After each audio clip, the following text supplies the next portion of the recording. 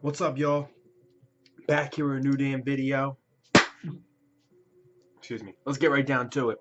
Let's talk about the Eagles versus the Miami Dolphins. All right, now look.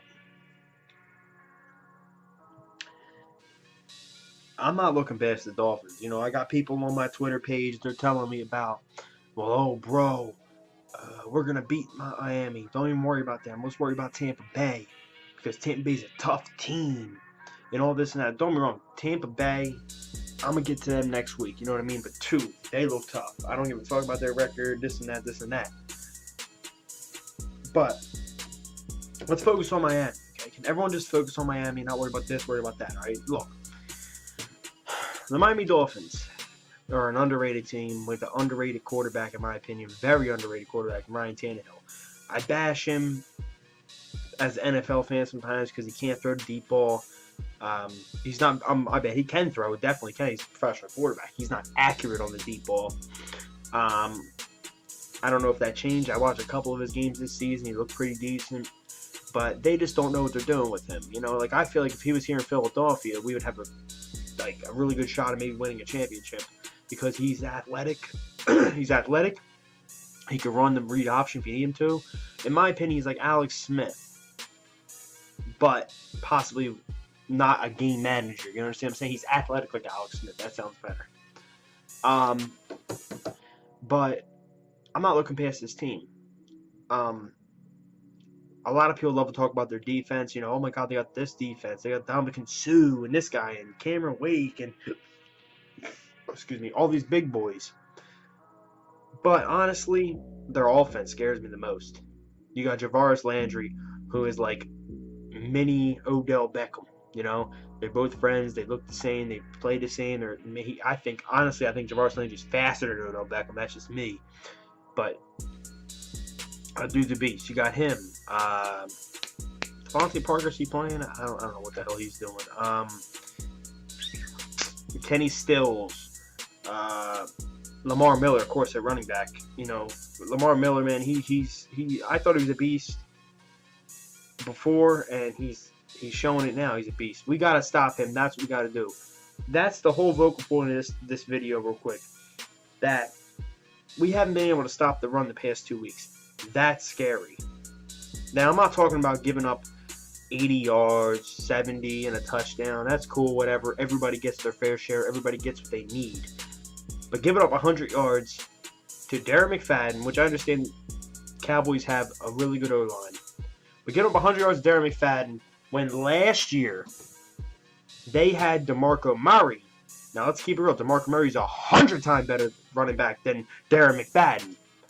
They had DeMarco Murray last year, and we held him, I think, in each game to not 100. I think like 89 yards and a touchdown. 80 yards. No fucking 100 yards on us with him.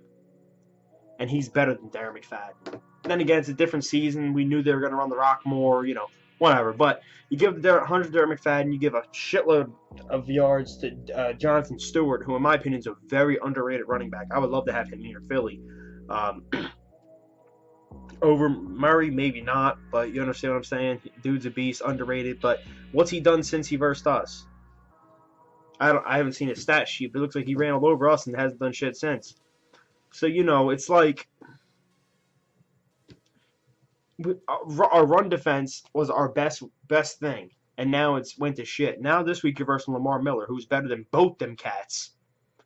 Fast, quick, can truck, will hit the hole with authority, and bam, shoot through the goddamn line and get it going.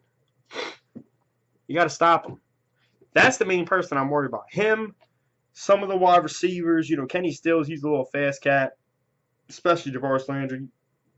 But really, in my opinion, their offensive line isn't that great. If you can get to Ryan Tannehill, it's over. You get to Ryan Tannehill, you get to Lamar Miller, it's done. Okay? Now, on our side of the ball, offense. Offense, listen, we got to run the rock, and we got to run it a lot. Why? They are averaging, they're giving a lot of yards to running backs. A lot. Last week they gave 100 yards to McCoy and 100 yards to his backup in one game. And the funny thing is, people could say, well, that was 1 week. No. It was 1 week. And it was also versus a rival who you verse twice a year. You get to watch film on them twice a year. Now if it was another team who ran on them for 100 yards back to back, that's like, okay, they did it, but what I'm trying to get to is that when you verse rivals, shit like that don't happen unless it's a straight up blowout or things are going bad. That shit don't happen like that. I understand Miami got blown, but whatever. You understand what I'm saying, all right? Get the fucking running game going. Murray, get your shit together. Bam, bam, bam, bam, bam. Hit the hole. Ryan Matthews, run. Sproles, run. And Sam Bradford, stay on target, all right? Stay on target. And I need you to attack the other corner. I don't need you attacking Brent Grimes because, boy, Brent Grimes, for as small as he is, underrated. He is a goddamn beast of a cornerback. And stay away from him. Attack the other guy. I can't remember the guy. Rice. I can't remember his last name. I don't know what the hell it is. Attack him. Throw the ball near his side. But mainly come out, run the ball, and run it down their throats. And we should win the football game. It's funny because this is the type of game that the Eagles should win. On paper, we should kick the shit out of them. But in reality, we won't. Because Miami actually is a good team. They got a good offense, in my opinion. Decent defense, which can show up at any moment. One time they have a great game. Next game they have a shit game. Next time they have a great game. They have a shit game. So, this team is so bipolar. You don't know who you're going to get, and that's what scares me. That's why I'm happy it's in Philly. The crowd, be fired up, be ready, get in Tannehill's head, and we should beat these cats. If not, I wouldn't be surprised, because you got the next 3 games that are winnable. Who you got? Miami, Tampa Bay, Detroit. And one of those games is going to be a trap game. Or a game where the whole team's high on themselves, like, oh, we're going to fuck this team up. And,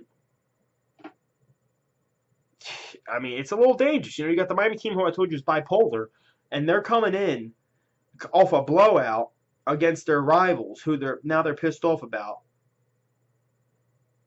And we just came off beating our rivals in overtime, so now we're confident.